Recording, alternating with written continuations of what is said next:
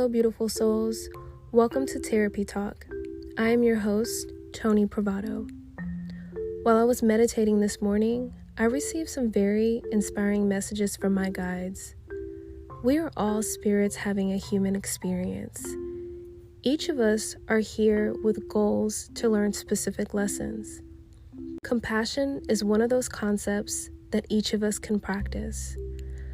My guide said that compassion is difficult with us being in this human form. My guide shared that compassion isn't about turning the other cheek or being walked on. Compassion is the intention of showing someone grace while controlling your actions. The key to compassion is boundaries. It's important to show others compassion while showing yourself compassion. Remember, you are the most important relationship that you have. Sometimes it may be easier to treat others less kind when they are strangers or people that you don't really have a connection with, like perhaps a coworker. It's important to be mindful that everyone has a story and trauma. Everyone is born with their specific circumstances. I like to remind myself that everyone is someone's somebody. That stranger may be a stranger to you, but they're special to someone else. My guides also reminded me that we are all connected and we are all one. So the next time that you encounter someone that is being difficult, remind yourself that that person has a story. Try to come from a place of understanding. A person in need of healing doesn't need anything else added to their plate. So let's look at the definition of compassion. Sympathetic pity or concern for sufferings or misfortunes of others. Compassion also means to suffer together. So I don't feel that it's necessary to suffer with another person or another being. But I do feel like it's our duty to come from a place of understanding. When we are aware that compassion is suffering together, it's really about being aware that others are suffering and they're in need of healing. This should inspire understanding in your heart and that that person is suffering or is in need of healing. Understanding always adds perspective. It always adds layers.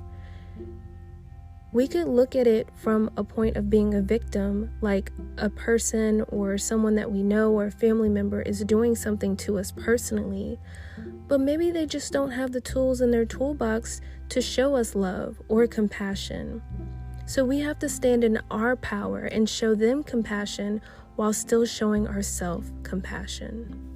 So my guides presented me with this beautiful visualization exercise, and I would like to share it with you all.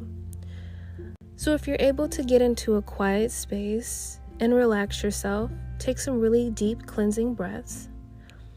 Visualize rose bushes.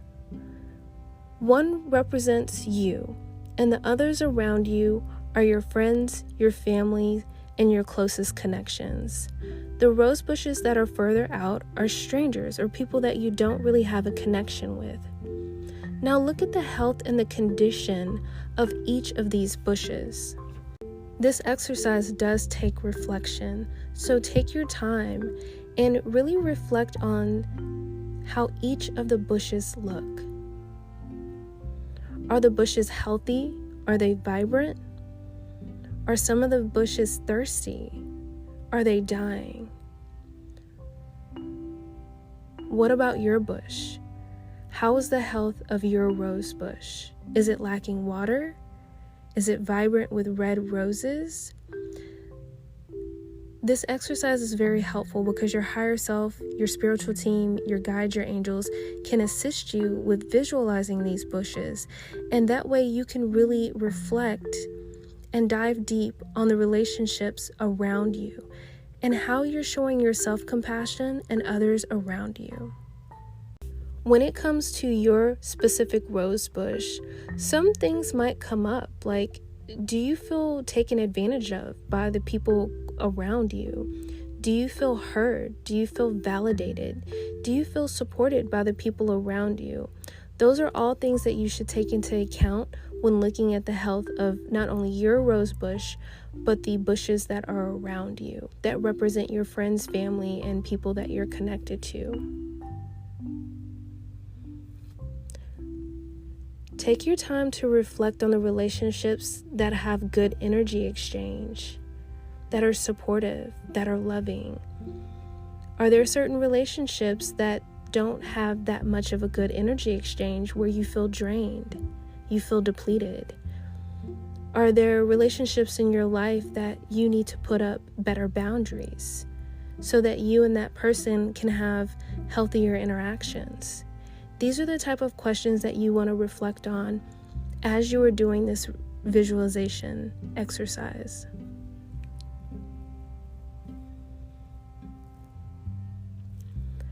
So let's talk about some ways that you can show yourself compassion. You can show yourself compassion by self-care, taking time for yourself, taking naps, taking breaks, really just knowing your limits. Another way that you can show yourself compassion is establishing healthy boundaries. Now understand that establishing healthy boundaries is not always easy for everyone. Write down your feelings about when certain boundaries are violated. Reflect on those feelings of how it made you feel and how you would want to handle it in the future. Another way to show yourself compassion is by practicing saying no. A lot of times people say yes to other people and they're saying no to themselves. So the next time that you say yes, ask yourself, are you saying no to yourself? So now we're going to move on to the tarot. I connected and meditated with my guides, and I pulled 3 cards for this episode. The cards that were picked were the Hermit, Knight of Cups, and the World. The divine messages that I'm getting from these cards regarding this episode is that it's important for each of us to go within and seek our divine light.